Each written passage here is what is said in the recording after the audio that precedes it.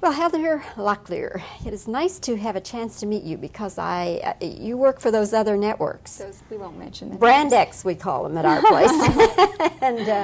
But anyway, here you are now in a project for NBC, and it's a kind of intimidating thing, called City Killer, with a character who is called the Love Bomber. Now, what is that all about? It's about a man who is obsessed with me and tries to win my respect by blowing up buildings and terrorizing the city, so that's probably why it's City Killer. And they call it the Love Bomber because he's in love with me. So is it kind of a Jodie Foster type thing, huh? It could be. It could be anything. There's probably a lot of kind of people who have been obsessed with other people that you haven't heard about, and I'm sure they haven't blown up buildings. We would have heard about that, but that do pretty drastic things. Have you ever had any fans that were overzealous?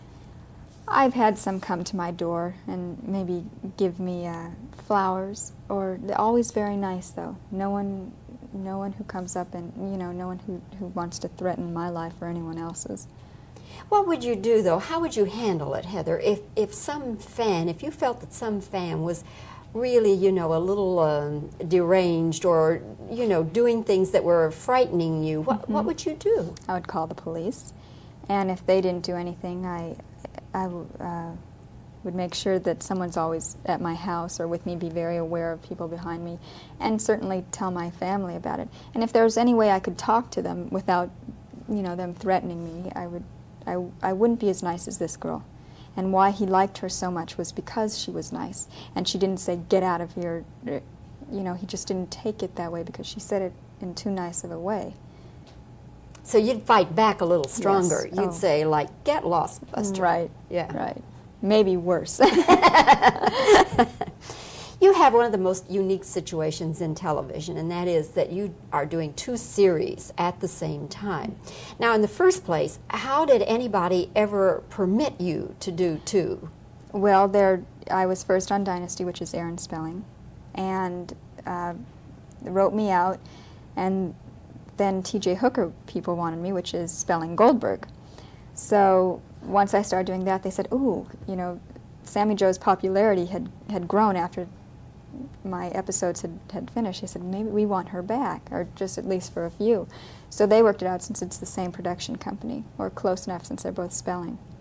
And ABC. Oh, that X, Brand X. Yeah, Brand X, please.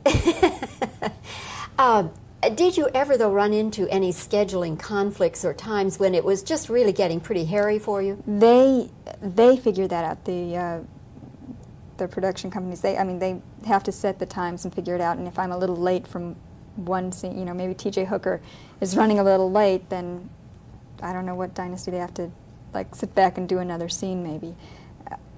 But it can get frantic, whereas in the same day you go to a different studio and get your different makeup on, or have this kind taken off, this kind put on, and your hair done.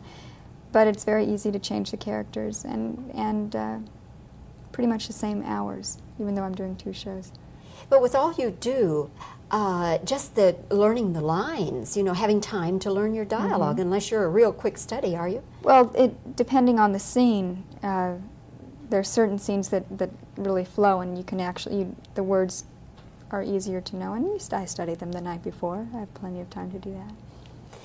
Are you ever conscious of, since you do the shampoo commercials, Fabergé, are you conscious of, going out when your hair isn't looking terrific? No.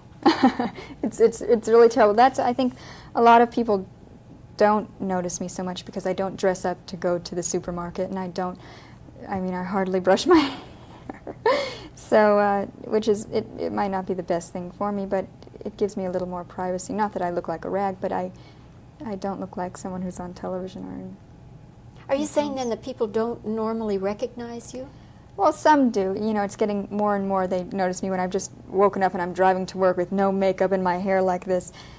So some people can really recognize, but most often when you just see a blonde-haired person walk by, you don't, if they're dressed a certain way, just in jeans and tennis shoes and a sweatshirt, you're not really going to take a second look and say, Yeah, you know, I always wonder about the ones who talk about how they want anonymity. And they dress up, and they go to those places with all the photographers there. No, I think there's ways that you can avoid that. They arrive with 2 bodyguards and 5 entourage. You know? And certain people do need that. There are certain people that, you know, to get out of your house is even hard. Heather, you are delightful. You are just so low-key, but you just really have a delightful personality. I've enjoyed having a chance to talk with you, and we'll be looking forward to seeing this special project on NBC, City Killer with the Love Bomber. Thank you. Thanks, Heather. Thank you. That was nice. Thanks. They were actually going to call it